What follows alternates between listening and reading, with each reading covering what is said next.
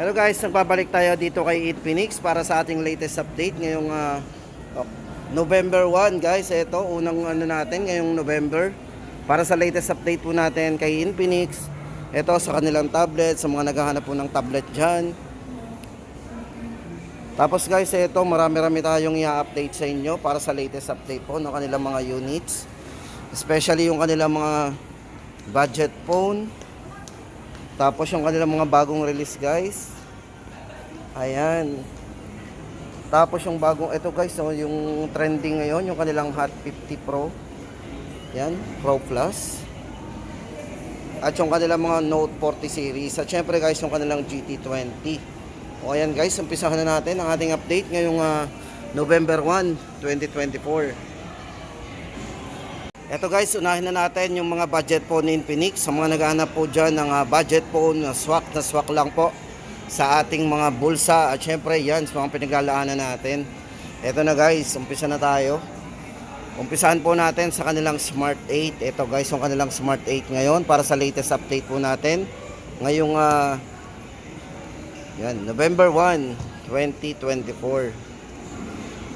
O ito guys, para sa latest update po natin dito sa SM City Lipa guys, ito yung kanilang presyo ngayon para po sa kanyang 6GB RAM, 64GB. Ayan, ito guys ay 3,599. At yung isa po nito na variant na 128GB, so mas mataas naman yung variant nito. Meron siyang 8GB RAM, 128. Ngayon po ay 4,199. O ito guys, ang ating update sa kanilang Smart 8. Para po sa specs and parameters po na to, ito ay naka 8GB RAM 128, ang isa po ay 64. 90Hz po yung refresh rate ng screen to, very smooth ng screen yan. At ang size ng screen, naka 6.6 inches po yan with Magic Ring. So guys, ang Magic Ring po ay ito pong sinatawag na Magic Ring, yan po yan. Yan po ay lumalapad kapag nagcha-charge po tayo, yan po yung Magic Ring. Tapos guys, ito para sa kanyang battery, meron siyang 5,000 mAh battery, pang all day battery. At yung kanyang cord po, yung cord po nito is naka Type C na, Type C charging. Ayan. Para po sa update natin guys sa kanilang Smart 8, 3,599 64GB at 4,199 sa kanyang 128GB. Tapos guys, ito naman, kumustahin naman natin yung kanilang Smart 8 Pro. Para kay Smart 8 Pro guys, ito po ay 4,799 ngayon. Yan, ito yung may 16GB RAM, 128. Para po sa latest price update natin dito kay Smart 8, Smart 8 Pro. Yan guys, maganda dito kay Smart 8 Pro, ito ay merong 50 megapixel na para sa kanyang dual camera. O di ba? Yan. So meron siyang ring flashlight. 90Hz din po yung refresh rate ng screen niyan. Then, yung kanyang battery, meron siyang 5,000 mAh battery din, naka Type C. At yung kanyang chipset po nito, naka Helio G36 na. 200% volume para sa kanyang malakas na volume guys. And for security, naka side mounted fingerprint po. O yan guys, ang update natin, Smart 8 Pro, 4,799. Tapos guys, ito naman yung update natin sa bagong release po ni Infinix ngayon. Ito yung kanilang Smart 9. Kung naghahanap din po tayo ng budget lang, tapos bago.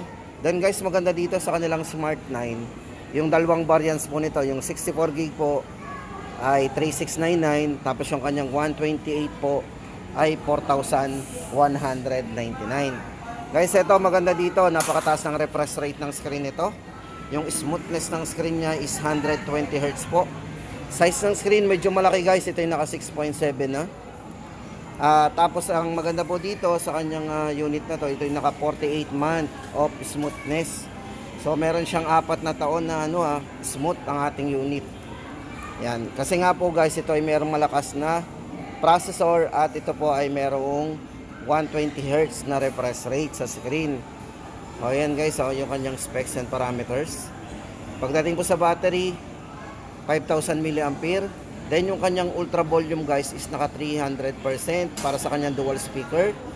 13MP para sa kanyang crystal clear para sa main camera. O di ba? So maganda dito guys, durable and drop resistant po yan, certified. So ibig sabihin guys, Itong si Smart 9 ay budget phone pero matibay po yan pagdating sa mga bagsakan. O, di ba? Accidentally makaka-survive yung ating phone. O, ayan guys, ang update natin ngayon dito kay Smart 9, 3699 at 4199, 128. Tapos guys, ito bago din to, kasabay po ito lumabas ng Smart 9, yung kanilang Hot 50i. Ito for Hot 50i guys. Para sa dalawang variants po nito, ito ay naka Helio G81 din po yung chipset na ginamit dito guys ha. Ayan. Ito guys, para sa kanyang variant na 128GB. Ayan, 8GB RAM, 128. 4,699. At yung kanya namang 256GB ay 5,399. O ayan guys, ang update natin dito kay Infinix para sa dalawang variants po ng kanilang Hot 50i. Tapos guys, ito pagdating sa kanyang specs and parameters, size ng screen, ito yung naka 6.7 punch hole display. Yan, meron din siyang 48-month TUV fluency. Then yung chipset na ginamit guys is naka Helio G81 processor. So medyo mataas na rin po yan na budget para sa budget phone na 18 watts fast charging with 5,000 milliampere battery. At syempre guys, ito powerful 5 meter LED flashlight. Napakalawak po ng sakop ng ilaw nito guys kung gagamitin natin. Then meron siyang 48MP. Maganda dito guys, ginamitan siya ng IMX 582 Sony lens po yan pag ganyan. At 300%, napakalakas ng volume nito. Hot 50i 5399, 256. Sa 128 po ay 4699. Tapos guys, ito, kumustahin naman natin yung kanilang Hot 40i series. Para sa kanilang Hot 40i series guys, ito yung tatlong variants nito. Para sa 8GB RAM 128, ito po ay 4,699. Then yung kanilang 16GB RAM, so mas mataas naman ng RAM nito, ito po ay 5,499. And yung kanyang 256GB naman, 16GB 256 ay 6,199. Ito guys, para sa specs and parameters po nito, pare-parehas naman po yan. Ito guys, bale pagdating sa screen, ito po ay merong 90Hz refresh rate. Ang size ng screen po niyan ay 6.56 inches. Meron na ring magic ring para sa kanyang fluid screen. Camera po nito, 50 megapixel po para sa kanyang ultra clear camera at 32MP sa mga mahilig mag-selfie dyan, na malinaw na rin yan. Pagdating po sa charging guys, ito check natin. Meron siyang 18 watts fast charging. At pagdating naman po sa kanyang volume, ito ay merong 200% volume with DTS processing. O, diba? For security, naka side mounted fingerprint yan. O, yan guys, ang update natin. Yan, 8,128, 4,699, 16,128, 5,499, at 16,256, 6,199. Hot 40i. Tapos guys, eto, punta na tayo dun sa kanilang mga Ayan, check naman natin. Yung kanila pong dito, Hot 40 Pro. Yan, ang available lang po nila dito, yung 16GB RAM 256. Ngayon po ay 6,699. Guys, maganda dito sa Hot 40 Pro, ito may malinaw na camera, 108 megapixel po para sa kanyang ultra clear camera, 32MP sa front. Tapos ang maganda dito guys sa camera nito, ito ay merong smooth video front at back camera, at meron siyang dual view video din na hinahanap natin. Then size ng screen medyo malaki, naka 6.78 full high definition plus na rin, at smooth ng screen, naka 120Hz na rin po yung refresh rate ng screen. Then pagdating sa gaming chipset po, ito yung naka ultra speed processor Helio G99 na. O yan guys, sa mga nagtatanong po ng Hot 40 Pro 6699. O diba? Tapos guys, yung kanilang ito yung bagong release po nila ngayon, yung nagte-trending po ngayon, ito po yung napakanipis, slimmest phone in the world. Sa ngayon po kasi wala pa po naglalabas ulit ng mga manipis. So si Infinix po ang kauna-unang naglabas ng manipis ngayon na phone. Like ito guys, unahin na natin yung Hot 50 Pro Plus. Tandaan po natin, Hot 50 Pro Plus guys. Ito ay merong 16GB RAM 256. Meron siyang 5-year of smoothness. Naka JBL speaker. Ito po yung nipis nyo guys Naka 6.8mm. Napakanipis po niyan. All new slim edge design. Tapos ito guys is naka 3D curved screen, tapos naka AMOLED na rin. ang display, napakabibig po ng display nito. Itong si Hot 50 Pro Plus. O, di ba? Pero guys, to 4G yan. Tapos yung isang variant naman ito yung si Hot 50 naman. Ito po naman yung naka-box type. O, ito naman guys, 7,199 ang presyo. Naka 16 gig 256.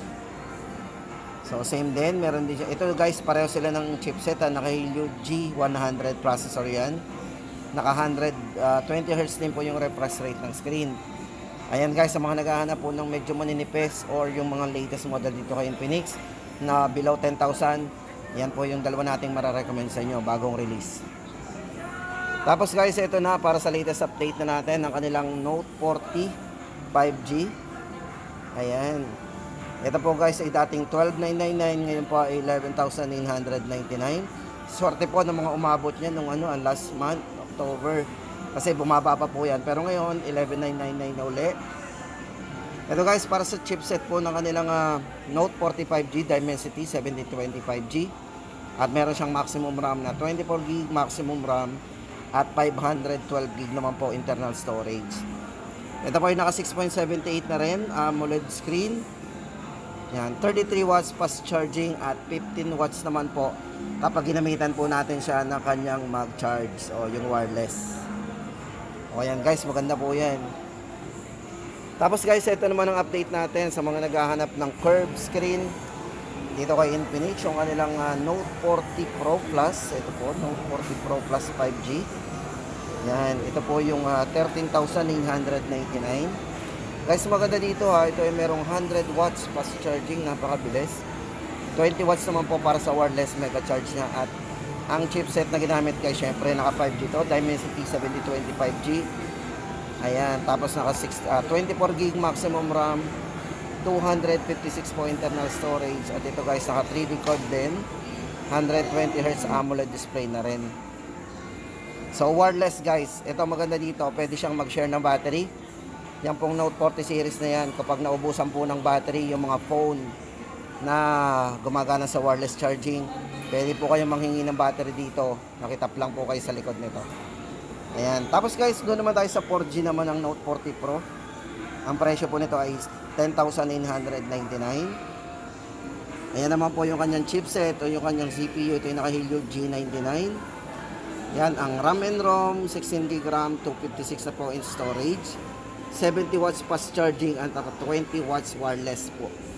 Yung kanyang wireless dito, yan yung ginagamit ko, naka 20 watts din. O yan guys, sa mga naghahanap ng mga naka-edge, yung maninipis, yan po yung kanilang Note 40 series, Note 40 Pro. At syempre guys, kung hanap naman natin ay yung official gaming phone nila ngayon ng MPL, ito po yung kanilang GT20 Pro na napakalakas po ng kanyang system. Kasi guys, ito gumamit to ng dual chipset. Ayan, meron po siyang Dimensity A200 Ultimate. Tapos guys, naka 4 nanometer po yan, 5G processor. Kaya napakabilis po ng kanyang processor. Tapos guys, ito meron siyang dedicated gaming display chip. Yan, para sa stable frame rate po, engine ng kanyang mga mahilig maglaro dyan. Tapos guys, ito pagdating sa refresh rate ng screen ng GT20 Pro guys, napakataas nito. Ito ay naka 144 ang refresh rate ng screen yan. Tapos naka full high definition display at naka AMOLED display po guys, napakabibid ang display nito. At syempre guys, pagdating sa gaming, ito ang gustong-gusto ng mga maglalaro dyan. MLBB 120 FPS po para sa stable frame rate nito. Ganun yung kalakas. Diba? Yan po yung kanilang Realme GT20 Pro.